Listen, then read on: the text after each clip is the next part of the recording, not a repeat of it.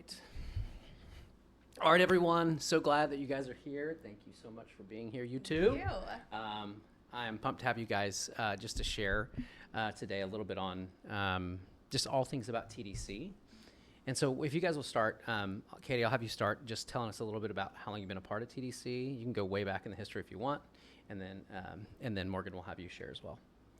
Yeah, the history is long. I started serving with the student program.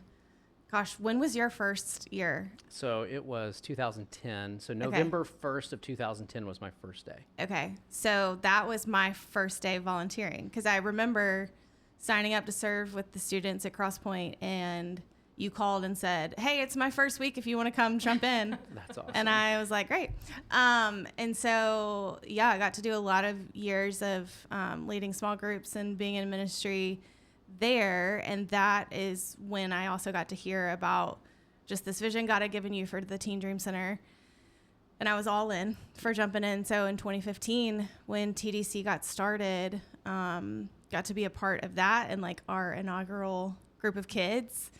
And then I had a student who I watched graduate and then mentored another one. And then I was there for about 2 years with TDC, and then I moved out of state. And so I've been in this interesting place of, I guess, not being a part for about 6 years, I think it was, because I was gone for a while, and then I came back and, just took my time. And I came back in 2023, and so it's been another 2 years now of getting to be a part. And the best part about that for me is getting to see the fruit of those early days. Yeah. To see students that we started with who are now young adults, and to see just the seeds that were planted and the way that they've grown has been really cool. That's awesome. Yeah. That's awesome. What about you, Morgan? Yeah, so I have been with TDC now for about 6 years, which is really crazy. So I was going to Cross Point. I was in a season of my life to where a lot of change had happened. And just some events that I needed to find a new purpose almost.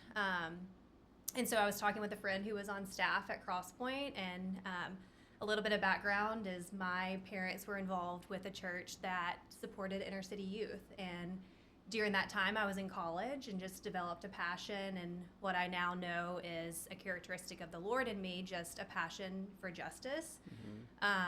And so that flame had been fanned back when I was in college. And so fast forward to where I was in this season of life and going to Cross Point, talked with a friend of mine who was on staff, and she said, "You need to have a conversation with Ketric and Allie and hear about the Teen Dream Center and hear about what they do." And so sat down, had a conversation with you all, and said I'm in. It's been almost 6 years now. Wow, that's awesome. Yeah, both Katie and Morgan both serve on the board with us, and so it's really cool to have you guys as part of the board and this history that we have together. So that's really, really neat. So that's great. Well, cool. Well, I want to jump into some questions from you guys and that we can kind of draw from and see how it goes. But one of the questions that I have is, what initially drew you to be a mentor, and how has that influenced your faith? Yeah, it's interesting.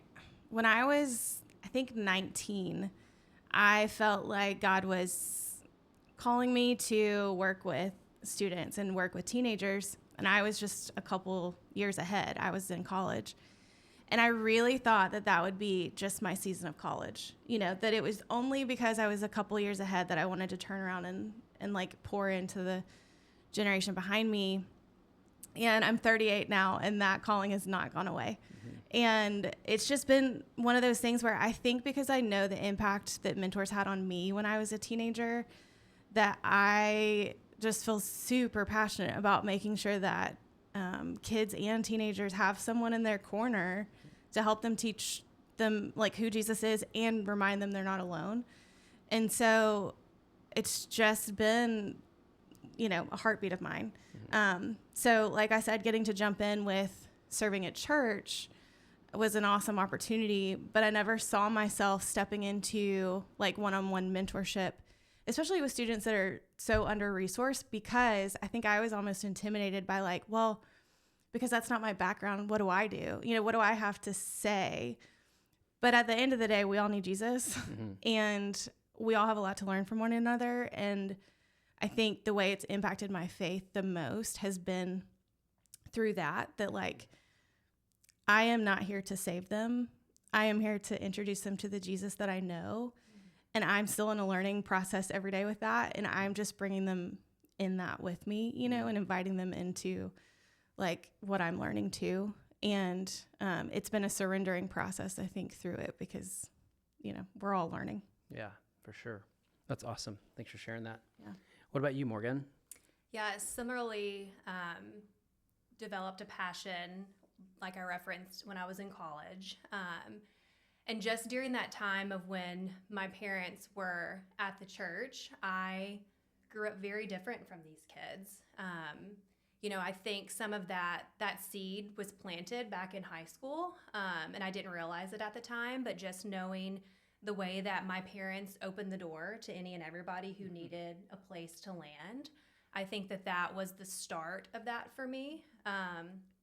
And so I think once I was in college and started volunteering around these kids and around the youth group, to see the kids essentially call my parents mom and dad because they didn't have that at home. It was eye-opening for me. It was a little bit jarring at first of, wait, what are we talking about here? You mean you don't have somebody to go home to, or you're going home to just a sibling or to just a relative, and you don't have a safe place to land? I think it was a little bit shocking, just for me to be transparent. But as I got to see that there is opportunity to be the person in their corner to say, I'm here for you, and I'm going to be the person to cheer you on, and I'm going to be the person to be a safe place to land. There was no turning back then. Mm-hmm. Once I saw that need and saw that there were people and there were kids that needed people to cheer them on and to walk alongside them, I couldn't turn away and just do nothing about it. So that was where it initially started, and how it's transformed my faith is I've just seen the way that Jesus loves through it. I mean, just the way that the Lord is so welcoming and loving, and just his heart for fighting for the least of these. I've just seen clear pictures of who Jesus is by getting to walk with these students. Yeah, it's pretty awesome. Like when I think about the parable of like where the landowner buys the land because he sees that there's a treasure in it. So he gets the dirt. He buys the entire thing, right? It's like Jesus buys the entire thing. He dies for all of us, all of us, not just, yes, everyone, but every bit of us. And so our awesome opportunity is to be able to connect with God, to partner with God, and go out in that field, see past the dirt into the valuable thing that he paid for. Yep. And like, that's what we get to do. Like, it's the greatest gift that we can give the world. And you're not, again, like we always say, we don't have a savior complex. We're not the white savior. We're not any of that stuff. We are just trying to mine for the gold that God already placed there. Yeah. And we go, guess what? The process is he bought all of this, so I welcome all of it. And in the process, we're going to dig through it. People already know their dirt. Yeah. You don't need to be told your dirt. We already all know very clearly. It doesn't take anyone special to tell me my dirt or tell you your dirt. What it takes is a connection with God and a partnership with God to say, God, past the dirt, what's on the other side of that? Past the history, what's into their destiny? What is it that you're trying to pull out of them that the people around them only focused on their dirt too? So all they do is throw dirt at each other. No, we don't do that here. We're not here to throw dirt. We're here to get past the dirt, because that's not actually what he did purchase it to get it out of the way. But he purchased it so that you could find what your awesome opportunity gold that is in you. Right. And we get to help mine that. Right. And that's like the best. And that's in every relationship. And I see that, like, it's not just for our students, right? It's like, it's for us. Like, all of us get really close in this process. And when you can come to a place where you're not on trial and you can sit on a couch in a living room and not be in a courtroom, something happens where you let your guard down, because it's a safe place for you to be you. And not because we want to claim that it's you. We want to go past who you know you currently are to the future self you've yet to meet. Yeah. Right? but we take you where you are. Yeah. And now let's walk together towards who you're supposed to be.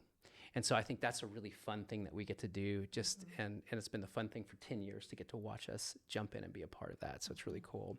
So tell me about a moment where you have experienced a breakthrough with your students, seen the gold in them, or they've seen the gold in themselves maybe, where it's like, because what we do is a lot of what we say, seed sowing into the ground, and we don't get to reap a harvest. And sometimes other people that you may have mentored get to reap a harvest later down the road, or sometimes we don't get to see that till years.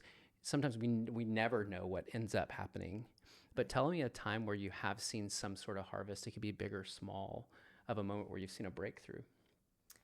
The first thing that came to mind was one night we were here on a Wednesday night all together, and the student that I was mentoring at the time, we were sitting in my car getting ready to leave, and I can't remember why we hadn't left yet. I don't remember if she wanted to talk to you or if we were just talking, but we hadn't left yet.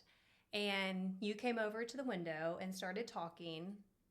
Long story short, the conversation led to her talking about the dreams that she has, and the way that she feels like she gets words from the Lord and pictures from the Lord in her dreams. Also, how when she reads the Bible, just the things that she receives from the Lord. I'll never forget, you jumped in the back of my car, and as she just shared the things that she saw and what she felt like she heard, I remember her verbalizing, feeling like she was a little bit crazy in that. And then you were able to speak over her. You know, that's the gift of prophecy. And to watch that, what in her felt strange and weird and uncomfortable, I'm sure, to watch you be able to speak that over her, I mean, it was just like a light bulb went off. And I think for her, then that gave her permission to fully step into that. And just to be able to call that for what it was and call out that gift in her, which is incredible. I mean, just the fact that she has the gift of prophecy and the way that she can see the Lord is just incredible. But that moment for me will forever be ingrained because it was you calling her up and you calling out that what the Lord had planted in her. And just to watch her then step into that and live into that after that moment, I think was really cool. Yeah, it's cool. That was a cool moment. That's awesome. I was thinking just kind of the long game of all this. And I struggle to even use the word game, but like I mentioned before, like getting to be a part of TDC in the early days and then not be here for some years and to come back. I mean, I remember my first couple months back seeing some of our students that were high school kids when I left standing up, like leading our kids or sitting in our small group and like sharing what God's doing in them. And I mean, these are students that in those days you were like, is anything we're saying like getting to you, you know? So to be back in a place where you actually get to see the fruit like that, and to be in a place of, you know, I'm now mentoring a student again and having those days every now and then where you're like, I don't know if a word I'm saying like is being understood. Like I'm speaking a foreign language here. But knowing that those seeds are being planted because we've gotten the chance to see the fruit is just the Lord's kindness. And we don't always get to see that. And I mean, for every student where we've seen some kind of breakthrough like that, we also have students that we haven't gotten to see that, you know? And so I do think it is the kindness of the Lord to give us a glimpse of like what he's doing. And it helps us keep going on those days where it's like, I don't think they're getting it, you know? Yeah, it's so good. So good. Well, that kind of goes into the next question of just like, what are some unique challenges that you guys have seen with some of like that they face, like our kids face, and how do you walk that through with those struggles? And you can go any direction you want to go with that. Yeah. You know, I think our students specifically, because their background is very different from mine, there are days where I'm like, we feel like we're trying to explain something that was just a natural thing to us. Like, I think, for example, we've been talking about rest a lot with our small group, the importance of like getting good sleep at night. And they have the temptation and the struggle of having a device in their hands at all times. I didn't have that growing up. And so it feels like we're saying crazy stuff to be like, you should try putting your phone across the room or in a different room so you can go to sleep. And they're like, what?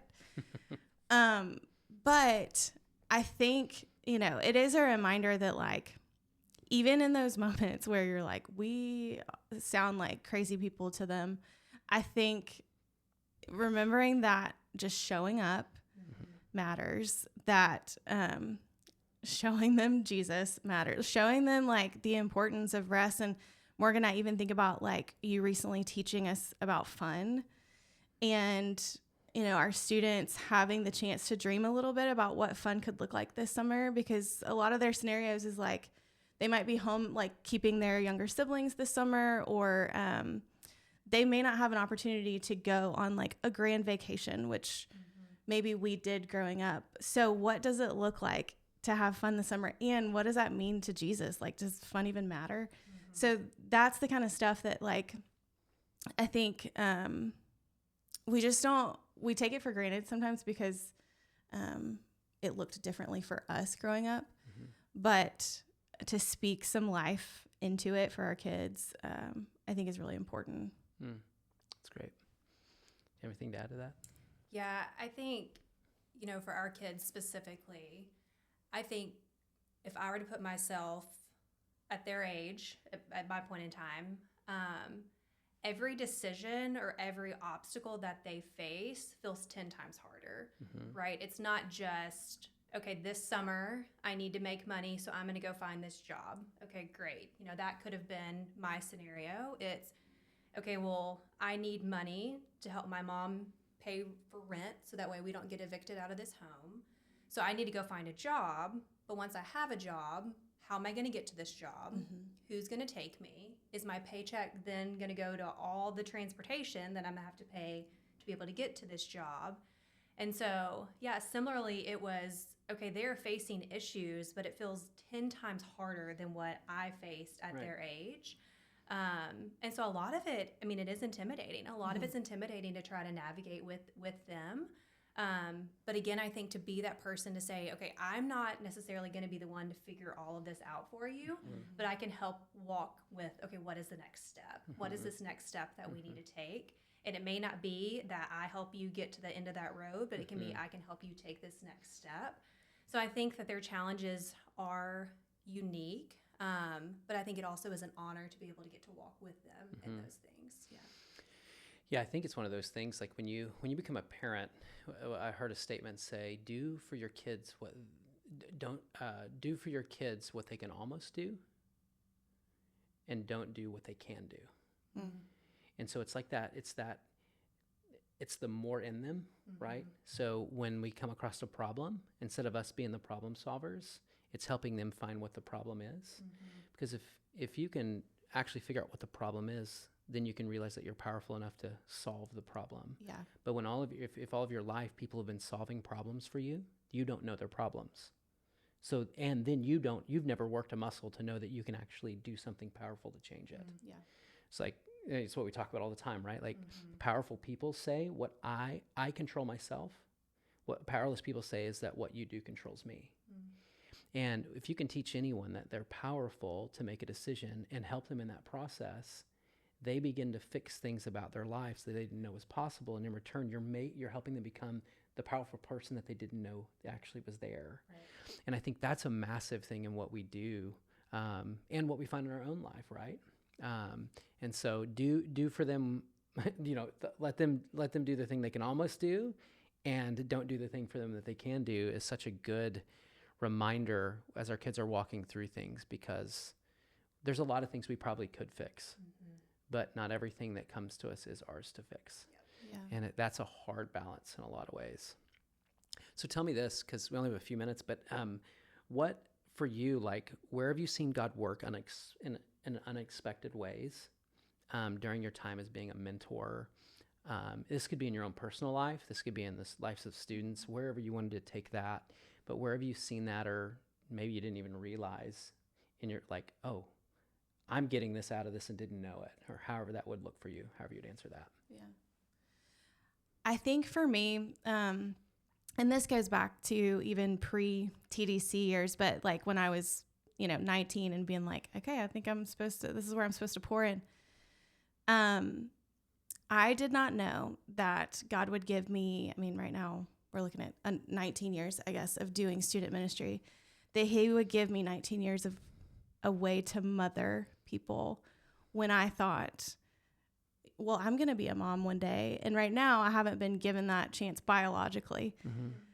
But at 19, I started working with students, and that first year they started calling me Mama Boat. And I didn't see it for a lot of years that he would give me this chance to have a way to like spiritually mother kids. Mm-hmm.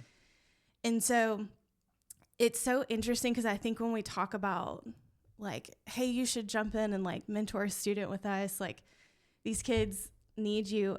They do. Mm-hmm. And also my life has been changed by these kids, mm-hmm. and specifically our TDC kids. My eyes have been opened in ways that I didn't even know that I needed them to be opened, to their lives, to what they walk through. They have 100% taught me more about life and about God than the other way around. Mm-hmm. And so, yeah, I think when we're talking about like, hey, you should come be a part of this, it's not one way, mm-hmm. It's not one-sided. Mm-hmm. As leaders, we've gained a lot more, mm-hmm. for sure. Yeah. It makes me think of when Jesus fed the 5,000, mm-hmm. and after they handed out all the bread that they, first of all, didn't think was even possible, that they could actually perform a miracle and see something take place through their hands, that obviously Jesus did. After the fact, there was 12 baskets left over.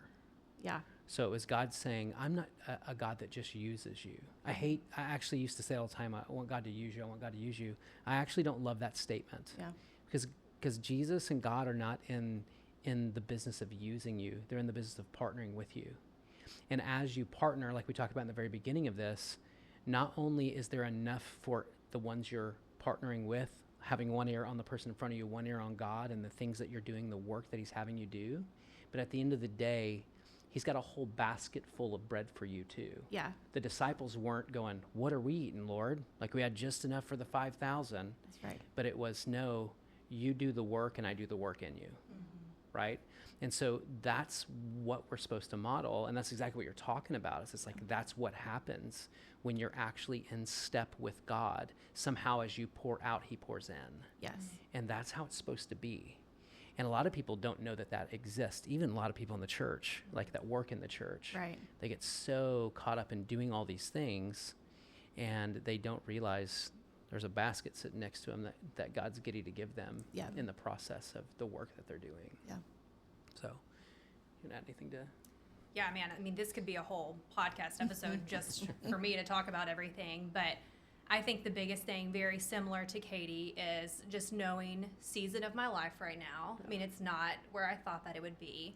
But looking back over the last 6 years of the season that I entered TDC in personally and where I am now, gosh, the way that the Lord has shown up and given me a community that I knew I needed, but I didn't realize to what extent I needed it. And just the way that has just continued over the last 6 years.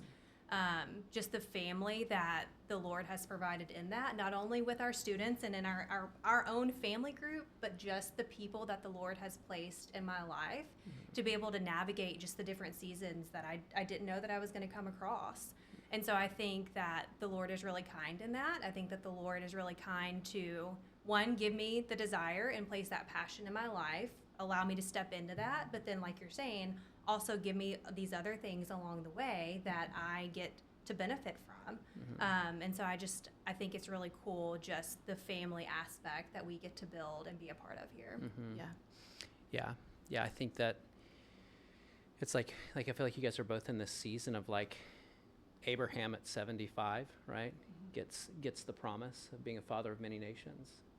And it wasn't until 25 years later that came to pass. Yeah. But then after that 25, I'm not saying it's going to be 25 years, okay, ladies? Just hear me. Everybody's hear me. getting scared. No, 25 years Lord, here, okay? hear us now. Lord, hear our prayers. Not 25. But with that, it was all the ways that he trusted Yeah. in the little things to the bigger things to, okay, my identity is wrapped up in being a father of many nations. Will you give up the one son that's going to get you that for me? And he did. Obviously, he provided a ram. But it didn't start with giving up your son. It started with these little tiny moments of learning how to hear God and be obedient to God until eventually God's like, I can trust you with all of this. My promise still stands, right? Yeah. And so, for both of you, I think you're in this season, and I've watched both of your lives of just trusting the Lord, wrestling with the Lord. Wrestling with the Lord's trusting the Lord, because you're asking him the questions that you should be asking, right? We talk about, and I think Jamie Winship said this, as he said, true confession is saying what you feel, like saying it out loud, and then saying, God, show me the truth to what I just confessed. Yeah. And so many times we think, I need to confess just the word. I need to confess what Scripture says. There's a part of that too, yes. Yeah. But there's also a part first to go, this is where I am. Unsort this heart of mine, because you can handle every bit of my emotions through this process. Sure. And that's where you gain history with God that then turns into, I can trust him with everything. Yeah. And then it's just so cool to see what he ends up giving in the end. So what a cool season for both of you guys in a lot of ways. And I know that all of us, I don't care who you are. I've got 4 kiddos and a wife, right? It's awesome life. It's amazing life. But there's things in my life that I wish I was over there doing, wish it was different here in areas of our life. We all can compartmentalize every area of our life and see where some people would wish they were where I am in this area, and I wish I was in this area and that area, right, from other people. And we have this thing going on. But we're exactly where God wants us to be. And I said this a while back, but it makes me think when the man paid the denarii throughout the day in the parable, he paid, am I saying is it denarii or denarii? Yeah. He paid the ones that started in the morning the same amount as he paid the ones that started at the end of the day. They're not behind. Yeah. You're not behind. Whenever you start the process, whenever the things come about, God has a way of making up time when you step where he wants you to step and do what he wants you to do. Yeah. He makes up for lost time. I don't believe lost time. I think everything's prepared you for where you are. You couldn't be and enjoy the things that you're going to enjoy in the future that God hands you without going through this process.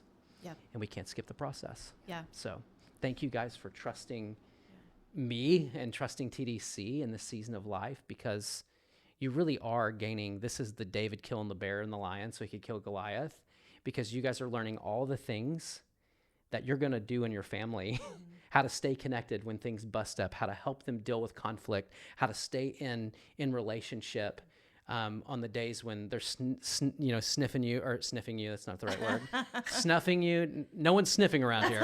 Or sniffing you. We'll have a conversation if they're sniffing, okay? Maybe we should add that to a rule. yeah, no sniffing. But aside from that, like, you're learning all the things in your tool belt now for when it comes along. It's going to be like, oh, this just feels like I'm living in a flow because you're prepared. Yeah. And what a cool thing. So thank you guys. And I think about too, like the passage about God puts the lonely in families. I know you talked to us a lot about that before we started family groups, but that's not just for our kids. That was for us too. Yeah. And I 100% talk about see that, that because your house is one of the houses that we meet in, and talk about that process if you got this. Yeah.